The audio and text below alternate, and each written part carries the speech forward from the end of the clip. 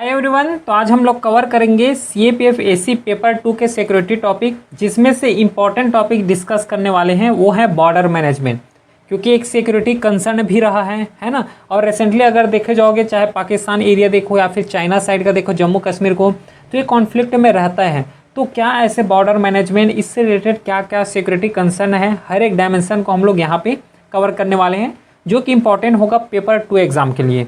पूरा थीम यहाँ पे डिस्कस करेंगे, पूरा टॉपिक डिस्कस करेंगे based on previous year question paper, कि जहाँ से क्वेश्चन पूछे गए हैं अभी तक और जहाँ से क्वेश्चन पूछ सकते हैं, हर एक डायमेंशन को हम लोग कवर करेंगे।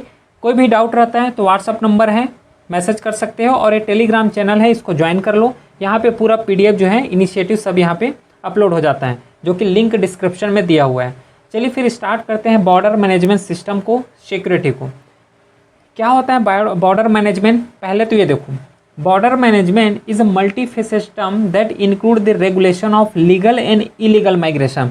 जैसे कि म्यांमार बॉर्डर को देखते हो तो वहाँ से जो है न्यूज़ में रहता ही है कि यहाँ पे क्या है, इलीगल माइग्रेंट हो रहे हैं। बांग्लादेश का एग्जांपल ले लो, यहाँ पे इलीगल माइग्रेंट हो रहे हैं, इमिग्रेशन हो रहे हैं। Ensuring secure cross border trade, देखो क्या है अभी के रेस्पेक्ट में, जो कि ग्लोबलाइजेशन का टाइम है। ग्लोबलाइजेशन के टाइम में क्रॉस बॉर्डर या फिर लोगों का एक कंट्री से दूसरा कंट्री यहाँ पे जाना होता है, और माइग्रेशन करना कोई दिक्कत थोड़ा है। लेकिन दिक्कत कब पड़ता है, जब ये लोग इलीगली माइग्रेशन करते हैं, लेकिन यहाँ पे इनएक्टिविटी करते हैं, अनसीन जो है एक्टिविटी होता है उसको यहाँ पे परफॉर्म करते हैं, स्मगलिंग करते हैं, क्राइम करना स्टार्ट करते हैं, ह्यूमन ट्रैफिकिंग हो गया, इन्फिल्ट्रेशन हो गया। इन सब चीज़ में क्या हो जाते हैं, इंडल्ज हो जाते हैं, है ना। तो बेसिकली बोलने का मतलब ये है कि बॉर्डर को इस तरीके से मैनेजमेंट करो जहाँ से एक वैलिड पर्सन जो है वो क्रॉस बॉर्डर हो सके। वैलिड जो पर्सन है वही माइग्रेशन कर सके एक कंट्री से दूसरे कंट्री के लिए, ठीक है। तो बॉर्डर मैनेजमेंट इसी को बोलते हैं। या फिर और दूसरा टर्म यहाँ पे हम लोग लिख सकते हैं इंट्रोडक्शन में, कि border management is a security function that aim to secure our frontier and safeguard our nation from risk involve in the process of goods, हो गया people from India to other country and vice versa जो हो रहे हैं। तो border management समझ आ गया क्या है, क्योंकि जब यही चीज़, जैसे कि स्मगलिंग स्टार्ट हो जाते हैं, है ना, इन्फिल्ट्रेशन स्टार्ट हो जाते हैं, टेररिज्म के थ्रू, या फिर नक्सलिज्म बढ़ाना है, या फिर एक्सट्रीमिज्म आइडियोलॉजी बढ़ाना है, तो उसके लिए बॉर्डर क्रॉस कर रहे हो, तो ये क्या बन जाता है, एक सिक्योरिटी कंसर्न बन जाता है कि इतना ज़्यादा सिक्योरिटी फोर्स डिप्लॉय होने के बाद भी ये इन्फिल्ट्रेट कर क्यों कैसे रहे, है ना। इमिग्रेशन जो है, इलीगली माइग्रेशन क्यों कर पा रहे हैं, तो इसको हम लोग बोलते हैं सिक्योरिटी कंसर्न। और इसको पूरा मैनेजमेंट करना, जिससे क्या है एक वैलिड पर्सन इंटर कर सके, उसको हम लोग बोलते हैं बॉर्डर मैनेजमेंट। क्योंकि इंडिया का जब लोकेशन देखोगे, है ना, पूरा मैप अगर देखोगे इंडिया का, तो क्या है पूरा कि 7,000 तो जो 7,500 किलोमीटर कुछ ऐसे लैंड बॉर्डर है। अब उतना जो वास्ट एरिया को कवर कर पाना एक चैलेंजिंग होता है अपने लिए, समझ रहे हो। तो इंटरनेशनल बॉर्डर अगर ऊपर में जाओगे तो इंडिया अफगानिस्तान का बॉर्डर होता है, ठीक है। लेकिन जो इंडिया अफगानिस्तान है वो तो शॉर्ट है, उतना ज़्यादा यहाँ पे दिक्कत नहीं है। ज़्यादा दिक्कत कहाँ पे होता है, इंडिया और पाकिस्तान का बॉर्डर, क्योंकि इसमें जो पाकिस्तान का बॉर्डर लगता है वो है 3,323 किलोमीटर का पाकिस्तानी बॉर्डर लगता है। प्लस यहाँ पे चाइना के साथ बॉर्डर लगता है 3,488 किलोमीटर। उसके बाद भूटान के साथ बॉर्डर शेयर होता है इंडिया का, प्लस नेपाल के साथ बॉर्डर शेयर होता है, म्यांमार के साथ, जो कि फ्रिक्वेंटली न्यूज़ में रहता है, बांग्लादेश के साथ ये भी न्यूज़ में रहता है कि यहाँ से इमिग्रेशन हो रहे हैं, ज़्यादा से ज़्यादा इलीगली माइग्रेशन इंडिया में आ रहे हैं। जैसे कि अभी न्यूज़ जो है कुकी मैथिस कम्युनिटी का यहाँ पे क्या हो रहा है, जैसे कि अभी मणिपुर में वायलेंस हुआ, ये सब क्यों हो रहा है, क्योंकि माइग्रेशन ठीक तरीके से यहाँ पे मतलब इलीगली माइग्रेशन हो रहा है, ये बोल सकते हो, ठीक है। तो अपने को माइग्रेशन टॉपिक नहीं पढ़ना है यहाँ पे, लेकिन बॉर्डर मैनेजमेंट या फिर बॉर्डर सिक्योरिटी से जो कंसर्न होता है वो एक पॉइंट दिया हूँ यहाँ पे। तो कौन कौन से कंट्री के साथ बॉर्डर शेयर करता है। अब देखो, बॉर्डर मैनेजमेंट पढ़ रहे हो, सिक्योरिटी फोर्सेस के लिए अप्लाई कर रहे हो, है ना, CAPF में जाना चाह रहे हो, तो अगर यही पता ना हो कि बॉर्डर शेयर किसके साथ करता है, लेकिन मोस्टली पता होता है, सबको पता है कि बांग्लादेश हो गया, चाइना, पाकिस्तान, नेपाल, म्यांमार, भूटान, अफगानिस्तान, इनके साथ क्या है बॉर्डर शेयर करते हैं India internationally.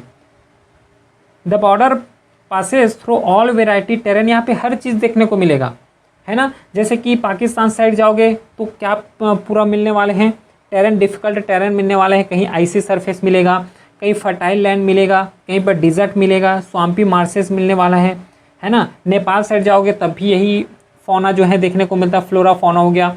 Myanmar side, Bhutan side, ये सब चीज़ जो है देखने को मिलता है।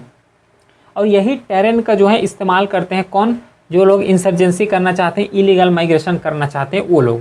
क्योंकि देखो इतना ज़्यादा डिफ़िकल्ट टेरेन है, पूरा फॉरेस्ट एरिया है ना, पूरा फॉरेस्ट एरिया हो रहा है वहाँ पे। तो क्या है, एक सिक्योरिटी कंसर्न ये होता है कि इतना ज़्यादा फॉरेस्ट एरिया में कौन इतना अच्छे से सिक्योरिटी परफॉर्म कर पाएंगे, समझ रहे हो। अगर वही प्लेन एरिया होता तो वहाँ से जो है इलीगली माइग्रेशन करके दिखाओ तब जाने, ऐसा होता है। लेकिन इतना ज़्यादा टेरेन है, माउंटेनियस एरिया है, तो कहीं ना कहीं से क्या करते हैं, इलीगली माइग्रेशन हो जाते हैं, इलीगली इंडिया में या फिर अदर कंट्री में इंटर हो ही जाते हैं, ठीक है।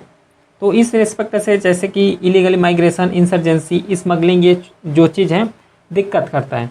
लेकिन जस्ट ये नहीं है कि इंडिया जो है लैंड बॉर्डर ही शेयर करता है, साथ में जो है वो जो ओशियन है, ओशियन जो बॉर्डर है ये भी शेयर करता है, जिसे हम लोग बोलते हैं क्या, कोस्ट लाइन एरिया।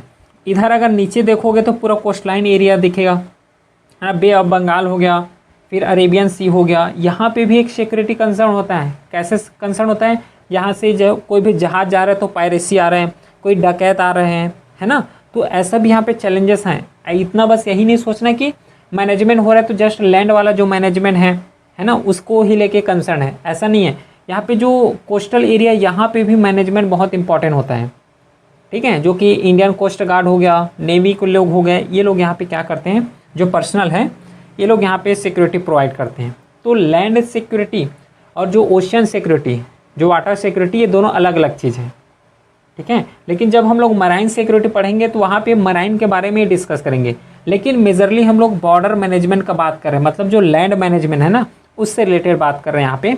तो कैसे डिफरेंट हो सकता है, मराइन बाउंड्री कैसे डिफरेंस कर सकते हो इंडिया को। तो सबसे पहले आते हैं टेरिटोरियल वाटर।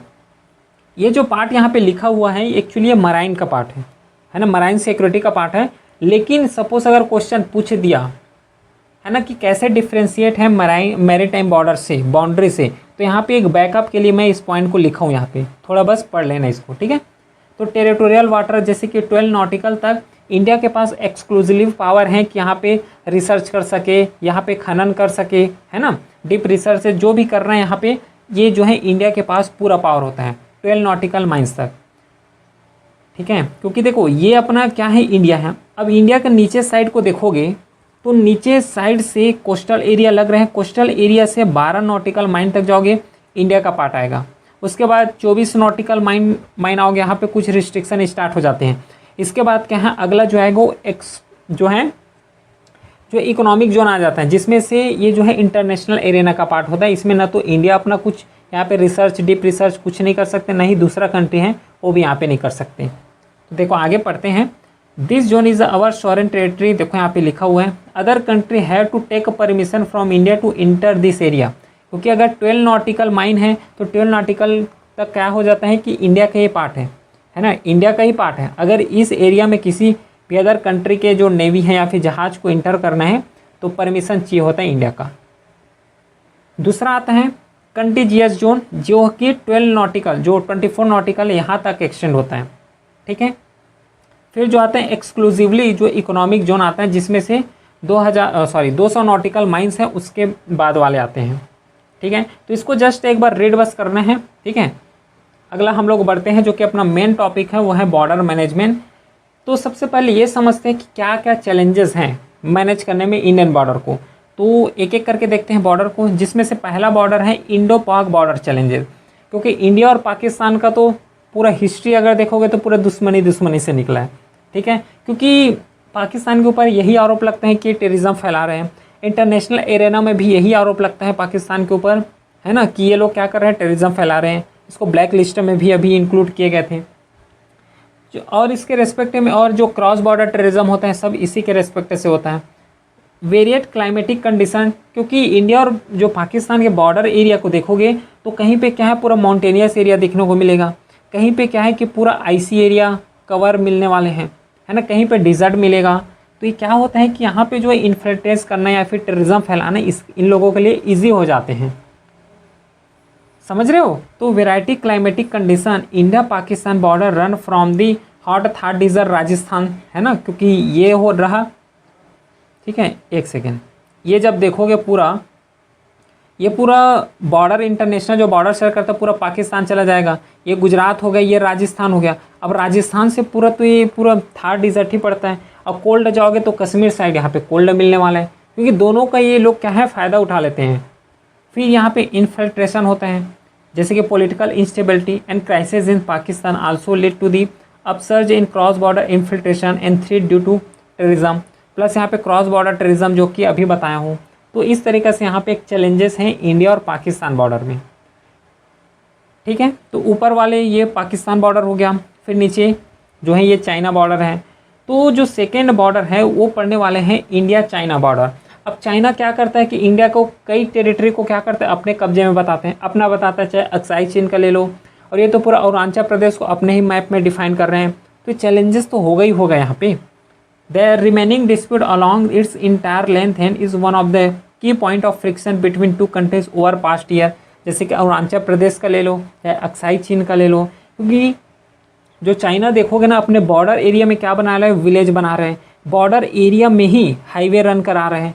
तो इससे एक सिक्योरिटी कंसर्न आता है, ऑटोमेटिक सिक्योरिटी कंसर्न इमर्ज होकर आता है।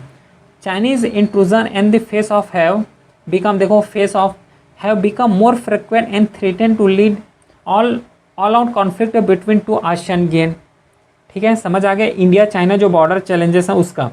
फिर यहाँ पे बांग्लादेश, बांग्लादेश तो सबसे ज़्यादा होता है इलीगल माइग्रेशन के रेस्पेक्ट में, ये न्यूज़ में रहता है ना। बांग्लादेश देखो, illegal immigration due to the porosity of the border the primary challenges has been influx of the illegal immigration, क्योंकि वहाँ पे पॉलिटिकल इंस्टेबिलिटी हो रहा है। तो बाकी लोग क्या करते हैं, इंडिया में इलीगली माइग्रेट करते हुए स्टार्ट, मतलब इलीगली माइग्रेशन कर रहे हैं, क्योंकि एक तो बॉर्डर पोरस है। बॉर्डर पोरस मतलब क्या होता है कि कोई भी पर्सन को इंटर करना ईजी हो जाते हैं। कैसे ईजी हो जाते हैं, या तो टेरेन की वजह से, माउंटेनियस एरिया है तो वहाँ से आ जा रहे हैं, इतना डेंस फॉरेस्ट है वहाँ से इन्फिल्ट्रेट हो रहे हैं, ठीक है। फिर यहाँ पे स्मगलिंग जो है इसके लिए भी एक दिक्कत है। A major challenges with this part of Indian border is, तो स्मगलिंग ऑफ आर्म्स हो रहे हैं, एमुनेशन होगा, ड्रग्स होगा, क्लियर है। स्मगलिंग समझ आया। स्मगलिंग जो है इंडिया और जो बांग्लादेश बॉर्डर है यहाँ पे एक चैलेंजेस पोज करता है। फिर आता है इंडिया और नेपाल बॉर्डर चैलेंजेस, जिसमें से स्मगलिंग यहाँ पे भी एक इम्पॉर्टेंट जो है कंसर्न है, प्लस टेररिज्म। इस सब चीज़ को हम लोग तो ऑलरेडी पहले कवर कर चुके हैं, टेररिज्म क्या होता है। उसके बाद जो इंडिया म्यांमार बॉर्डर है इसमें से ड्रग ट्रैफिकिंग प्लस इंसर्जेंसी, जो नदर्न ईस्टर्न एरिया है उसमें सबसे ज़्यादा जो कंसर्न होता है वो इंसर्जेंसी का होता है, ठीक है। द ओपन बॉर्डर है एंड क्रॉस इथनिक टाई है, क्योंकि ये जो पूरा एरिया को देखोगे और ये पूरा डायरेक्टली कनेक्ट होता है किससे, म्यांमार से। अब म्यांमार से है तो ये बॉर्डर एरिया में इथनिक टाई होगा, पीपल का आना जाना यहाँ पे लगे रहेंगे, एक ब्रदरहुड के नाते से लोग रहते हैं। तो यहाँ पे क्या है, इंसर्जेंसी करना या फिर एक एरिया से दूसरे एरिया में जाना, क्रॉस बॉर्डर करना ईजी हो जाता है। अब इसी फ़ायदा जो है कुछ लोग उठाते हैं इसी का, कि टेररिज्म में इंडल्ज हो गए, या फिर कोई इंडिया के अगेंस्ट बात करके कुछ या फिर ऑर्गेनाइजेशन में इंक्लूड हो रहे हैं, ऑर्गेनाइजेशन में रिक्रूट हो रहे हैं, तो इंडिया का जितना भी इंफॉर्मेशन उसको शेयर कर रहे हैं, तो उससे एक चैलेंजेस हो जाते हैं। तो the open border and the cross ethnic tie among the tribal community help insertion escape from the hand of border security forces, plus drug trafficking तो है ही है, ठीक है। तो ये भी इंडिया और म्यांमार बॉर्डर जो है चैलेंजेस हैं। प्लस भूटान बॉर्डर देखोगे तो एक स्मगलिंग जो कि अभी पढ़े हैं, ये भी एक मेजर चैलेंजेस जो है पोज करता है, ठीक है। लेकिन ये बताओ कि बॉर्डर मैनेजमेंट ठीक है हम लोग कर रहे हैं, लेकिन क्या इंपॉर्टेंट है, क्यों हम करें बॉर्डर मैनेजमेंट, है ना। अगर बॉर्डर मैनेजमेंट ना हो तो चाइना तो पूरा इंडिया को ही कब्जा लेते हैं, समझ रहे हो। तो क्या ऐसा दिक्कत है जिससे हमें क्रॉस बॉर्डर जो मैनेजमेंट करना पड़ रहा है, इतना सिक्योरिटी फोर्सेस को डिप्लॉय करना पड़ रहा है। सबसे पहले आता है वो है टेररिज्म का, जैसे कि यहाँ पे इतना ज़्यादा फायरिंग हुआ है रिसेंटली। अगर बात करोगे पहलगाम अटैक का, कठुआ अटैक का, ये सब क्या है, टेररिज्म हो रहे हैं। टेररिस्ट लोग ही क्या कर रहे हैं, फायरिंग कर रहे हैं। वहाँ से जो सिविलियन है उसको क्या हो रहा है, सिविलियन जो है उसको उसका डेथ हो रहे हैं, है ना। तो persistent threat from the Pakistan based terror outfit जैसे कि लश्कर तैयबा हो गया, जैसे मोहम्मद हो गया, necessitate round the clock surveillance popularity along the along the India Pakistan border and line of control जो है। एग्जाम्पल यहाँ पे 2016 का देख सकते हो, पुलवामा अटैक 2019 का देख सकते हो, क्योंकि सिक्योरिटी फोर्सेस के ऊपर डायरेक्टली अटैक कर रहे हैं। अब सिक्योरिटी फोर्सेस के ऊपर अटैक करेंगे मतलब क्या होगा, कैजुअलिटी होंगे, प्लस सिविलियंस के ऊपर अटैक करेंगे तो उसका डेथ होना ही होना है। तो जो टेररिज्म है, अगर यही मान के चलो कि अगर पूरा बॉर्डर एकदम ब्लॉक है, क्रॉस बॉर्डर टेररिज्म फैल नहीं रहा है, तो इतना ज़्यादा कैजुअलिटी हो रहे हैं, पुलवामा अटैक हो रहे हैं, है ना, उरी अटैक हो रहे हैं, ये सब होगा क्या, नहीं होने वाले हैं। तो टेररिज्म बढ़ रहे हैं, इसी के लिए क्या है, एक इम्पॉर्टेंट है बॉर्डर मैनेजमेंट करना, जिससे इस टेररिज्म को हम लोग क्या कर सकें, नेगलेक्ट कर सकें, मिनिमाइज़ कर सकें। उसके बाद जितना भी स्मगलिंग हो रहा है, आर्म्स हो रहे हैं, नारकोटिक जो ड्रग्स का ट्रेड है, उससे हम लोग क्या कर सकते हैं, टैकल कर सकेंगे। ठीक है, जैसे कि India porous border specially in Punjab, Jammu, northern eastern are often exploited for drug smuggling, arm trafficking. अब किसी के पास आर्म्स है, चाकू है, तो क्या करेंगे, किसी के ऊपर भी चला दे रहे हैं। अगर पिस्तल है तो किसी के ऊपर पिस्तल चला रहे हैं। तो ये सब ना हो, इसको टैकल करने के लिए भी एक बॉर्डर मैनेजमेंट करना इंपॉर्टेंट है, क्योंकि हमारे पास अगर पिस्तल नहीं है तो हम लोग किसी को फायरिंग भी नहीं कर सकते। ठीक है, अगर पिस्तल है और इजीली पिस्तल मिल जा रहा है तो थोड़ा सा भी क्या है, फाइटिंग हुआ, लड़ाई हुआ तो फिर डायरेक्टली फायरिंग में आ जाएंगे। तो ये सब चीज़ को तो रोकना है। और ये सब आ कहाँ से रहे, बाहर ही से तो आ रहे हैं। इंडिया तो कोई परमिशन नहीं दे रहा है कि सबके पास क्या होना चाहिए, ये होना चाहिए, गन होना चाहिए। इंडिया तो परमिशन नहीं दे रहा है, लेकिन इलीगली, है ना, इलीगली कहाँ से आ रहे हैं, दूसरे कंट्री से आ रहे हैं। जब दूसरे कंट्री से आएंगे तो बॉर्डर क्रॉस ही करके आएंगे। ठीक है, तो ये भी एक चैलेंजेस हैं। Recent example include the busting of cross border drug cartel by Punjab police in March 25। देखो ये रिसेंटली एग्जाम्पल है। तो ये एग्जाम्पल को लिखना, इसलिए एग्जाम्पल इंक्लूड कर रहा हूँ यहाँ पे। फिर to facilitate development in border area, border region often remain under develop due to the scarcity risk, है ना, सिक्योरिटी जो रिस्क है। Strengthening border infrastructure allow for implementation of scheme like जैसे कि वाइब्रेंट विलेज प्रोग्राम हो गया। क्योंकि यहाँ पे देखो बॉर्डर एरिया के पास अगर इतना ज़्यादा डेवलपमेंट नहीं है, मतलब इंफ्रास्ट्रक्चर ही नहीं है, वहाँ पे इलेक्ट्रिसिटी नहीं है, तो वहाँ के लोगों को क्या लगेगा कि गवर्नमेंट जो है हमारे ऊपर ध्यान नहीं दे रही है, डायरेक्टली हम लोग टेररिज्म में इंक्लूड हो जाते हैं, है ना। कोई भी अगर ऑर्गेनाइजेशन, टेररिस्ट ऑर्गेनाइजेशन, उसमें रिक्रूट हो जाते हैं। वहाँ एटलीस्ट हमें अच्छे से तो स्टैंडर्ड लाइफ मिलेगा। तो फैसिलिटेट करना डेवलपमेंट इन बॉर्डर एरिया भी एक इम्पॉर्टेंट है। अगर बॉर्डर एरिया में अच्छे से अच्छा सर्वेलेंस करना है तो हाई टेक्नोलॉजी चाहिए, हाई टेक्नोलॉजी सर्वेलेंस चाहिए, सीसीटीवी कैमरास चाहिए, है ना, मैन पावर चाहिए। तो इसके लिए भी एक यहाँ पे दिक्कत होता है। To facilitate develop in border area, example यहाँ पे कंसिडर कर सकते हो। फिर स्ट्रेंथन करना है national sovereignty and the strategic difference, क्योंकि खुद सोचो अगर इतना ज़्यादा सिक्योरिटी होने के बाद भी जो है इंडिया अपने आप को एक सॉवरेन कंट्री समझता है। ये सॉवरेन कंट्री इंटीग्रिटी समझने के बाद भी अगर फ्रिक्वेंट यहाँ पे अटैक होने लगेगा तो इंटरनेशनल एरेना में इंडिया का क्या इमेज बनेगा, खुद सोचो, है ना। तो ऐसे तो क्या करेंगे, कोई भी कंट्री आके डायरेक्टली इंडिया में अटैक कर देंगे, क्योंकि अगर इंडिया कोई अगेंस्ट एक्शन नहीं लेंगे तो नेशनल को सॉवरेनिटी बनाए रखना, है ना, नेशनल का जो पद है उसको बनाए रखना, स्ट्रेटजिक उसको डिटरेंस बनाए रखना एक यहाँ पे इंपॉर्टेंट होता है। Visible well manage border act as a symbol of sovereignty. ठीक है, तो ये भी एक चीज़ है, तो इसको भी थोड़ा माइंड में रखना। इतना कंसर्न है, इतना चैलेंजेस हैं, लेकिन गवर्नमेंट की तरफ से क्या क्या ऐसे इनिशिएटिव लिए गए हैं या फिर ऐसे क्या रूल्स एंड रेगुलेशन है, इसके बारे में अब हम लोग डिस्कस करते हैं। क्योंकि जहाँ पे चैलेंजेस है वहाँ पे उसका सॉल्यूशन भी है, जिसमें से पहला सॉल्यूशन है comprehensive integrated border management system to ensure better situation awareness at all level and enable a quick response to any situation along the India Pakistan, India Bangladesh border. तो इस रेस्पेक्ट से क्या किए गए हैं कि जितना भी अगर कुछ अनसीन एक्टिविटी हो रहा है, अनसीन के साथ साथ अगर स्मगलिंग हो रहा है ना, टेररिस्ट ऑर्गेनाइजेशन यहाँ पे घुस गए, तो उसका अवेयरनेस हो। अवेयरनेस कब होगा, जब अपने पास हाई लेवल टेक्नोलॉजी होने वाला है या फिर सर्वेलेंस होने वाले हैं, या फिर क्या बोल सकते हैं जो कोऑर्डिनेशन होता है ना, इंफॉर्मेशन कोऑर्डिनेशन, ये अच्छे से इनेबल हो। तो इसके लिए हम लोगों ने क्या किए, comprehensive integrated border management system यहाँ पे डिफाइन किए गए। It brings together man power, देखो man power, sensor, communication network, intelligence and the command control system in one integrated setup.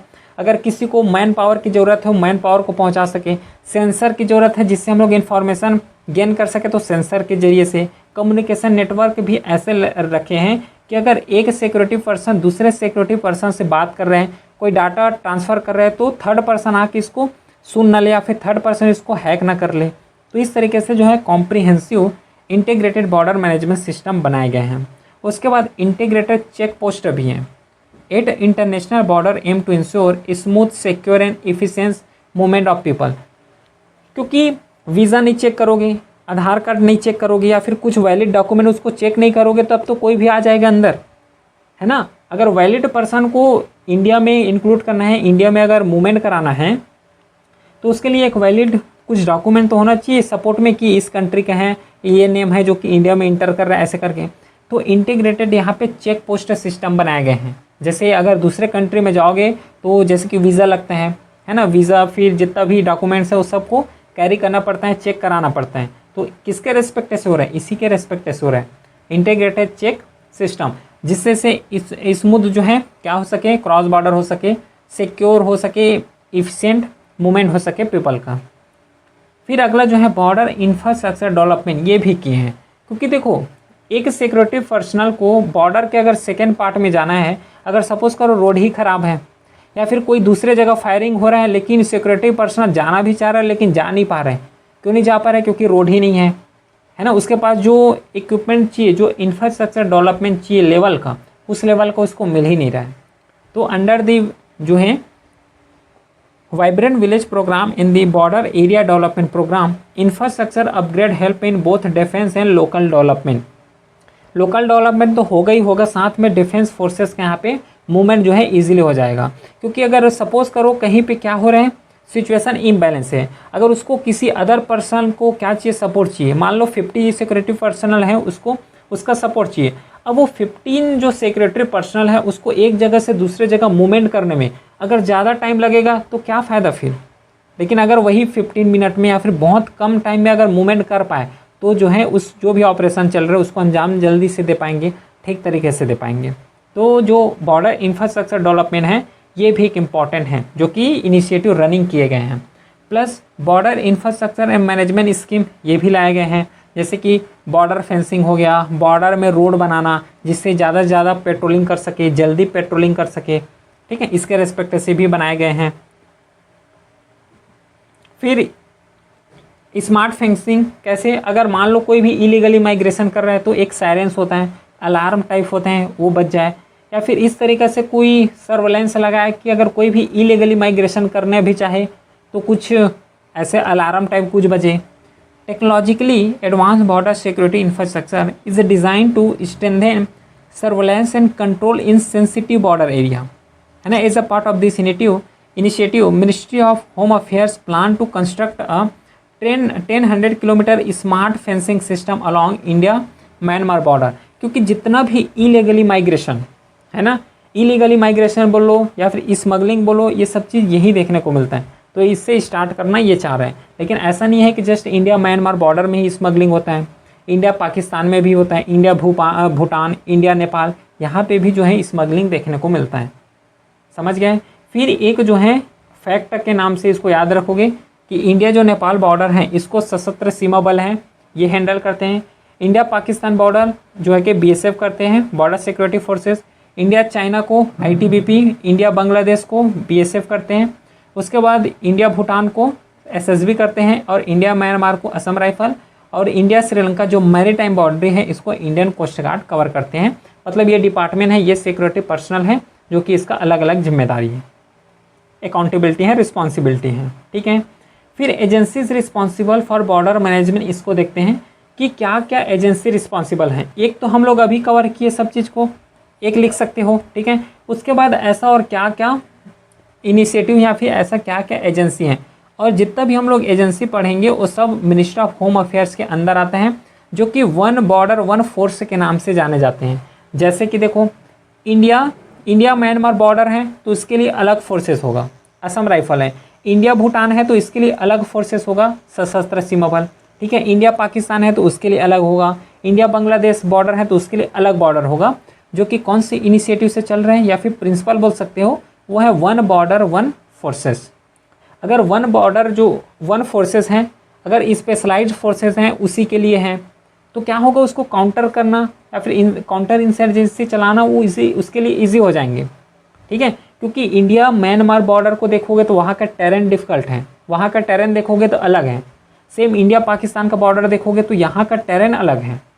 ठीक है, तो इस रेस्पेक्ट से अगर उस टेरेन के लिए अगर उस स्पेशलाइज्ड अगर फोर्सेस बना दिया जाए तो उसको काउंटर एजेंसी करना है ना, काउंटर इंसर्जेंसी, काउंटर मिलिटेंसी करना उसके लिए ईजी हो जाएंगे। अगर सपोज करो यही पूरे जितना 4-5 बॉर्डर हैं सब एक ही डिपार्टमेंट हैंडल कर रहे हैं तो एक डिपार्टमेंट से हैंडल कर पाना मुश्किल हो जाएंगे, है ना। कितना डिपार्टमेंट को हैंडल करेंगे, कितना फोर्सेस को हैंडल करेंगे, क्लियर है। तो सिक्योरिटी एजेंसी में अगर बात करोगे तो असम राइफल हो गया, बीएसएफ हो गया, है ना, फिर आईटीबीपी हो गया, एसएसबी हो गया, सशस्त्र सीमा बल हो गया, है ना, सीमा सुरक्षा बल हो गया। ये सब क्या कर रहे हैं, ये भी एक सिक्योरिटी फोर्सेस हैं जो कि डिफरेंट जो बॉर्डर है उसको यहाँ पे प्रोटेक्ट करते हैं। फिर मेन इंपॉर्टेंट है बॉर्डर रोड ऑर्गेनाइजेशन। इसका काम है कि जो बॉर्डर एरिया है वहाँ पे कंस्ट्रक्शन करना। It was form in 1960 under the ministry of defence. Its main role is to develop and maintain road network in Indian border area. क्योंकि मेजरली देखोगे कि जो बॉर्डर एरिया है वहाँ पे किसी का आना जाना उतना होता नहीं है, लेकिन क्या करते हैं गवर्नमेंट की, ठीक है आना जाना नहीं हो रहा है तो इसको छोड़ देते हैं। लेकिन ऐसा नहीं, जो BRO का जो है मेजरली काम यही है, क्योंकि जो है पर्सन का, पीपल का आना जाना नहीं हो रहा है, सिविलियन का, लेकिन सिक्योरिटी फोर्सेस का तो आना जाना हो रहा है, जो कि इम्पॉर्टेंट पॉइंट है। जितना तेज़ी से, जितना अच्छे से जो कि सिक्योरिटी फोर्सेस का मूवमेंट होगा उतना अच्छा होगा कि सिक्योरिटी जो है ज़्यादा बेटर प्रोटेक्ट कर पाएंगे, है ना, अच्छे से उसको प्रोटेक्ट कर पाएंगे। बॉर्डर एरिया एंड फ्रेंडली जो कि neighbouring countries such as Bhutan हो गया, म्यांमार हो गया, अफगानिस्तान एक्सेट्रा।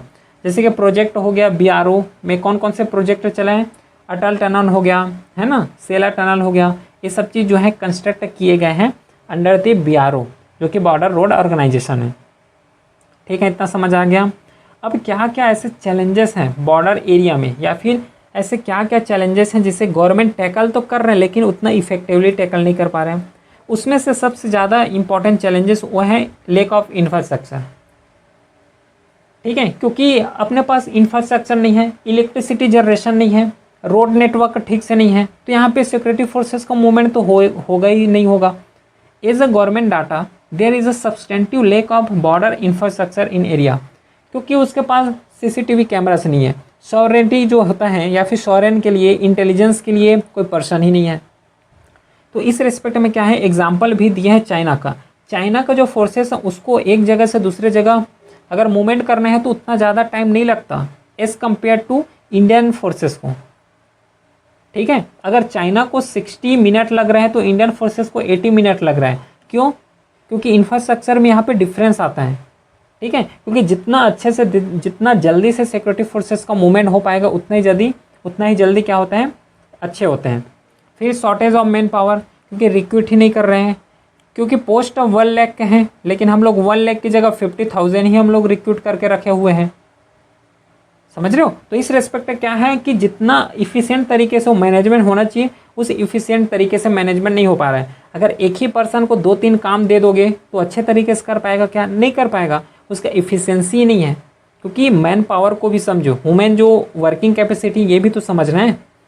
अगर वही चीज़ के लिए अगर एक जो जॉब है उसके लिए एक पर्सन अपॉइंट करो, है ना, इस काम को ये पर्सन करेंगे, तो इस तरीके से स्पेशलाइज्ड अगर पर्सन होगा, मैन पावर होगा, वो काम को अच्छे तरीके से कर पाएंगे और डेडिकेट होकर कर पाएंगे।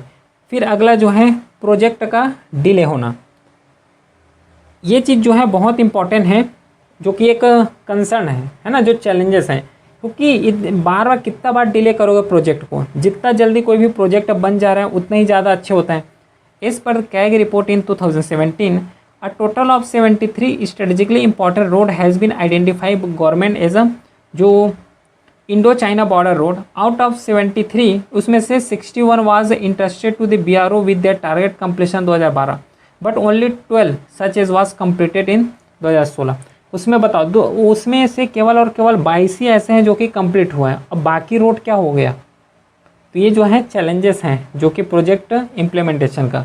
फिर आते हैं डिफ़िकल्ट इन कोऑर्डिनेशन, क्योंकि जितने अच्छी तरीके से इन्फॉर्मेशन शेयर कर पाओगे, जितने अच्छी तरीके से कोऑर्डिनेशन हो पाएगा एक डिपार्टमेंट से दूसरे डिपार्टमेंट, उतने अच्छी तरीके से कोई भी वर्क का इफ़िशेंसी हो उसको बढ़ाया जा सके।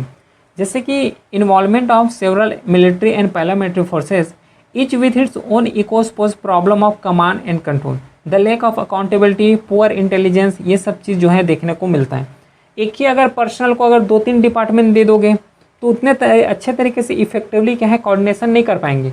लेकिन अगर एक डिपार्टमेंट में 1 पर्सन है, दूसरे डिपार्टमेंट 2 पर्सन है, तो अगर दोनों डिपार्टमेंट को मिला के अगर उन दोनों के बीच अगर कोऑर्डिनेशन अच्छा है तो उस कोऑर्डिनेशन से क्या है जो भी इफिशिएंसी है उसको नेक्स्ट लेवल तक पहुंचाया जा सकता है। एग्जाम्पल जैसे कि LAC with China is manage by Vikas battalion, ITBP and Indian army, where on Chinese side the entire LAC is manage by single commander. ठीक है, तो इस रेस्पेक्ट से भी देख लो, क्योंकि यहाँ पे क्या है कि आर्मी को अलग कंट्रोल कर रहे हैं, CDS अलग कंट्रोल कर रहे हैं, उसका चेयर अलग है, एयरफोर्स का चेयरमैन अलग होगा। मतलब क्या है 3-4 तो ऐसे जो हैं हेड हैं वो लोग हैं। अब 3-4 लोग एक जगह बैठ के कोई भी डिसीजन लेंगे तो उसका डिसीजन में फ्लक्चुएशन देखने को मिलेगा। कोई बोलेगा कि A जो है ये सही है, कोई बोलेगा कि B जो है ये सही है। तो इसमें क्या है जो ओपिनियन है वो पूरा डाइवर्स हो जाता है। लेकिन वही को अगर एक पर्सन सिंगल मैं डिपार्टमेंट का दिया हूँ, वो डिफरेंट डिपार्टमेंट के रेस्पेक्ट में दिया हूँ, ठीक है, लेकिन वही पूरा डिपार्टमेंट को सिंगल पर्सन संभाले तो उसका डिसीजन जो होगा अगर सुप्रीम है तो तुरंत डिसीजन ले सकेंगे। लेकिन अगर हर डिपार्टमेंट में एक पर्सन हेड बना दे रहे हो तो पूरा जो इन्फॉर्मेशन है सिग्नेचर के लिए पूरा डिपार्टमेंट में घूमता रह जाएगा। तो डिफ़िकल्ट यहाँ पे कोऑर्डिनेशन है, ये भी एक एक्सेप्ट करना है। तो इतना यहाँ पे हम लोग क्या क्या समझ लिए अभी तक, डेफिनेशन भी समझ लिए, प्लस क्या क्या इशू हैं, गवर्नमेंट ने क्या इनिशिएटिव लिए हैं। अब क्या है यहाँ पे हम लोग वे फॉरवर्ड या फिर सजेस्टेड मेजर अब डिस्कस करते हैं बॉर्डर मैनेजमेंट के रेस्पेक्ट से। उसमें से सबसे पहले है कि बेटर कोऑर्डिनेशन होना चाहिए। अगर सिंगल पर्सन है तब तो ठीक है, लेकिन इंडिया के रेस्पेक्ट में बात करोगे तो सिंगल पर्सन नहीं है। एयरफोर्स में जाओगे तो उसका हेड अलग होते हैं, CDS का हेड अलग है ना, यहाँ पे और जितना भी कोस्ट गार्ड है तो उसका हेड अलग है। तो इसके भी जो कोऑर्डिनेशन है ना, अगर आर्मी पर्सनल अगर कोई भी इनिशिएटिव चला रहे हैं या फिर आर्मी पर्सनल जो है अगर ओशियन में जाके मैरीटाइम में जाके काम कर रहे हैं तो मैरीटाइम से रिलेटेड इन्फॉर्मेशन देने का जिम्मेदारी किसका है, कोस्ट गार्ड का है, क्योंकि कोस्ट गार्ड उसका जो है इन्फॉर्मेशन अच्छे तरीके से समझ सकते हैं। ठीक है, तो अगर कोऑर्डिनेशन दे रहे हैं तब तो ठीक है ना, इन्फॉर्मेशन दे रहे हैं तब तो ठीक है, लेकिन नहीं दिया तब तो फिर जो आर्मी गए वहाँ पे है ना कोई भी इनिशिएटिव या फिर ऑपरेशन करने तो उस ऑपरेशन को ठीक तरीके से अंजाम ही नहीं दे पाएंगे। तो जो बेटर कोऑर्डिनेशन है ये यहाँ पे बहुत ज़रूरी है। The various agency involve in the border management such as the customs, immigration, arm forces, border security, intelligence agency है ना, need to cooperate to develop a command strategy या फिर कॉमन स्ट्रेटजी बोलो। ठीक है, तो बेटर कोऑर्डिनेशन एक जो है मेज़र ले सकते हैं। प्लस यहाँ पे टेक्नोलॉजी का यहाँ पे यूज़ करो, क्योंकि अभी के रेस्पेक्ट में जिस तरीके से चाहे इंसर्जेंसी हो गया, मिलिटेंसी वाले लोग हाई फाई इतना टेक्नोलॉजी का यूज़ कर रहे हैं, और इंडिया का सिक्योरिटी फोर्स अगर जो कन्वेंशनल है ना, पुराने जो भी टेक्नोलॉजी है उसको यूज़ कर रहे हैं तो उतने अच्छे तरीके से उसको काउंटर नहीं कर पाएंगे। तो मेजर यही है कि इनोवेशन में ध्यान दो, रिसर्च एंड डेवलपमेंट है उसको ध्यान दो। टेक्नोलॉजी जितना एडवांस होते चले जा रहे हैं उतना एडवांस यहाँ पे जो सिक्योरिटी फोर्सेस के पास जो भी चाहे गन हो, जितना भी उसके पास हथियार होते हैं वो सब अगर हैं तो अच्छे तरीके से काउंटर कर पाएंगे यहाँ पे। The technology enable smart border management include the foreign technology following technology infrastructure for Indian borders, smart identity management using biometric use कर सकते हो। जैसे कि अभी क्या है वीज़ा लेके जा रहे हो, वीज़ा चेक कर रहे हैं, लेकिन उसी को अगर बायोमेट्रिक के थ्रू करोगे तो ये ज़्यादा इफिशिएंट हो जाएगा, क्योंकि यहाँ पे टेक्नोलॉजी का यूज़ हो रहा है। ठीक है, और इफिशिएंट भी हो जाएगा यहाँ पे, तो इसका भी हम लोग एक यूज़ कर सकते हैं। प्लस कैपेसिटी बिल्डिंग करो, मैन पावर को बढ़ाओ, जितना ज़्यादा मैन पावर होगा उतने अच्छे तरीके से इफेक्टिवली काम को कर पाओगे। ठीक है, the training of border guarding forces should be customise to require greater technological skill and sensitive them about the local culture, या तो लोकल कल्चर के साथ इन्फ्लुएंस हो। कैपेसिटी बिल्डिंग का मतलब यही होता है कि सिक्योरिटी फोर्सेस को जो काम करना है उस काम के बारे में उसको ट्रेन करो, उसको ऐसा बताओ कि अगर उस सिचुएशन अगर आता है, रियलिटी में सिचुएशन आता है तो उसको हैंडल कर सके, है ना। उस तरीके से उसका टेक्नोलॉजिकल स्किल होना चाहिए, उसका माइंड उस तरीके से होना चाहिए। प्लस साथ में लोकल कल्चर को यहाँ पे समझाओ, क्योंकि अल्टीमेट जो गाइड करने वाले हैं वो लोकल कम्युनिटी हैं। लोकल कम्युनिटी के साथ रिलेशन अच्छा रहे तो वहाँ के जो भी टेरेन है, वहाँ के जो जियोग्राफिकल एरिया हैं, उसके बारे में अच्छे तरीके से वो बता पाएंगे, है ना। अब देखो कोई सिक्योरिटी पर्सन जो है बाहर से हैं, और अगर कोई बाहर जगह वहाँ पे पोस्टेड हो रहा है तो वहाँ के लोकल कम्युनिटी है वही तो अच्छे तरीके से उसको इन्फॉर्मेशन दे पाएंगे कि ये जो रोड है ये इस तरीके से जाता है, यहाँ जाओगे तो इस तरीके से टेरेन मिलेगा। तो capacity building plus local culture जो है यहाँ पे इन्फ्लुएंस है, इसको यहाँ पे स्ट्रेंथन करना है। प्लस कम्युनिटी पार्टिसिपेशन, जैसे कि अभी बताया कि जितना अच्छे तरीके से जो लोकल पीपल हैं कोऑर्डिनेट करेंगे उतने अच्छे तरीके से क्या है सिक्योरिटी फोर्सेस के लिए इफिशिएंट होगा वर्क करने के लिए। The government should undertake sustain community, है ना, interaction programme to sensitise the border resident and encourage them to work as a ear and eyes for security agency. जैसे कि जस्ट अभी बताया कि जिस तरीके से लोकल कल्चर को लोकल कम्युनिटी बता सकते हैं, तो उन दोनों के बीच जो है सिक्योरिटी फोर्सेस और लोकल कम्युनिटी के बीच यहाँ पे कोऑर्डिनेशन अच्छे तरीके से होना चाहिए, रिलेशन अच्छे तरीके से होना चाहिए। क्लियर है। फिर लास्ट में हम लोग कंक्लूजन क्या लिख सकते हैं कि despite challenges effective border management अभी भी हो रहा है, ऐसा नहीं है कि बॉर्डर मैनेजमेंट नहीं हो रहा है, लेकिन चैलेंजेस हैं। Is attainable through strategic planning, technological advancement, है ना, infrastructure development, diplomatic effort, coordinated intelligence operation. It is a continuous processing require regular review and update the address emerging challenges. तो इस तरीके से क्या है कंक्लूजन भी हम लोग अच्छे तरीके से लिख सकते हैं, क्योंकि इस रेस्पेक्ट में टेक्नोलॉजी एडवांसमेंट होना बहुत ज़रूरी है। अगर प्लानिंग के साथ कोई भी ऑपरेशन करोगे तो अच्छे तरीके से होगा। तो सेम रेस्पेक्ट में जो बॉर्डर हो रहा है क्रॉस बॉर्डर मैनेजमेंट, अगर एक प्लान तरीके से हो, देखो कोई भी काम एकदम तुरंत इंस्टेंटली जो है ऐसा नहीं हो सकता, टाइम लगता है ना, इवॉल्विंग प्रोसेस है। लेकिन अगर उसको स्ट्रेटेजिक तरीके से एक प्लान तरीके से प्लान वे में अगर करें तो ज़्यादा बेटर होगा, उसका जो कॉन्सिक्वेंसेस होने वाले वो ज़्यादा अच्छे तरीके से आएंगे। ठीक है। बाकी इंफ्रास्ट्रक्चर डेवलपमेंट, डिप्लोमेटिक इफर्ट, ये सब चीज़ तो हम लोग पढ़ ही चुके हैं। तो इस तरीके से जितना भी डाइवर्सिफाई कंट्री जो है डाइवर्सिफाई कंटेंट हो सकता है, हर एक डाइवर्सिफाई कंटेंट को यहाँ पे इंक्लूड किए हैं with example, with latest example. ठीक है, ऐसा नहीं कि आउटडेटेड एग्जाम्पल ही ले रहे हैं। क्लियर है। चलिए फिर मिलते हैं हम नेक्स्ट क्लास में, तब तक के लिए thank you, have a great day.